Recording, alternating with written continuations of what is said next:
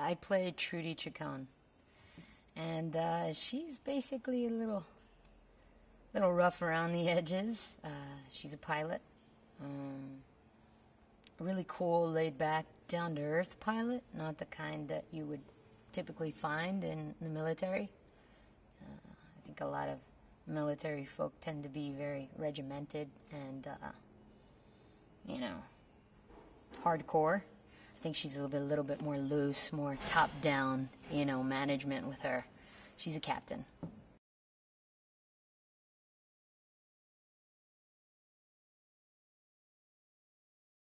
I came to New Zealand and I was only with him for like 10 minutes, and the first thing he said to me was, I don't think you're as crazy as people think you are.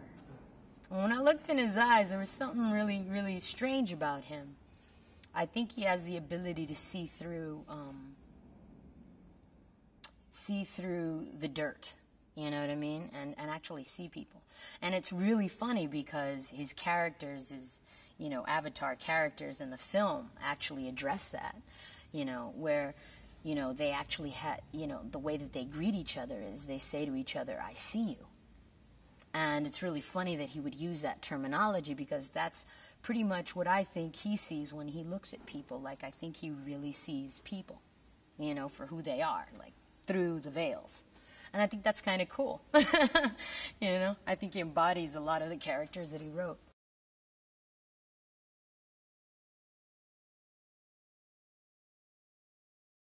It's got to be logical with Jim. It's got to have some sort of possible explanation. It can't just be out of thin air, it just works the way that it works. No, it actually has to be a possibility that in the future you could actually build something like what he's creating. And I think that so far a lot of the things that he's talked about in the film, right down to the links and how they work, as crazy as it may seem, are humanly possible. He's talking about things at a beyond nanoscale.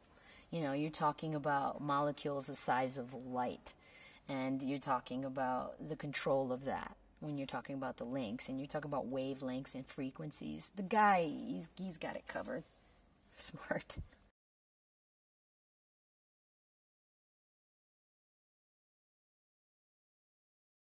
I think she relates to him right away. Because he has a military background.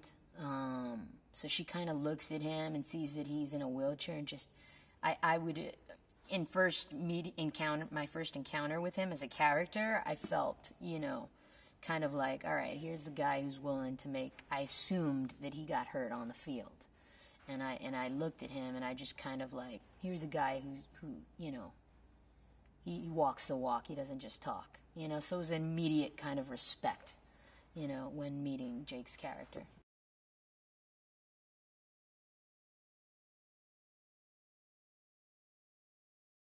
She's a closeted admirer of the science guys, I think there's a part of her that would really like to have studied, a little more, less mechanical objects than the chopper that's been her life for many years, and the military lifestyle that she's led. I think that, there's a part of her that is very feminine and wants to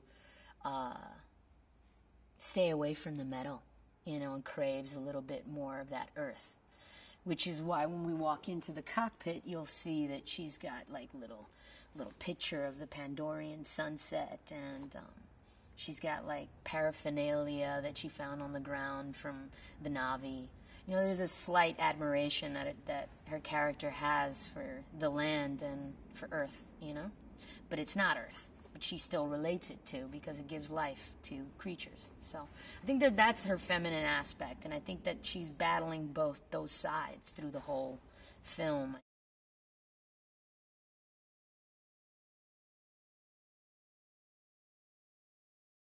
What about walking on set, right?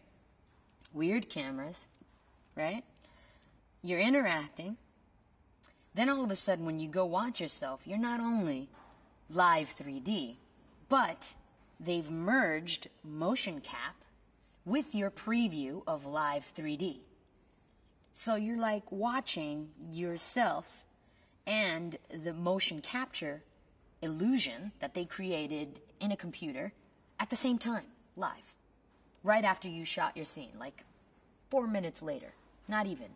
You know, it depends how fast it takes you to walk from set to the screens. Wow. You know, it's worth the wait, man.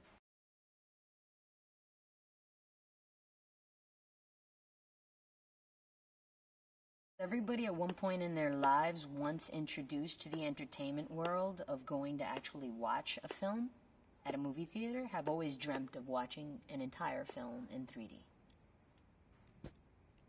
That is enough of a reason to go watch it, and then you'll be flabbergasted when you get 150% more than what you asked for, when you're actually sitting in that chair and enjoying an actual wonderful story.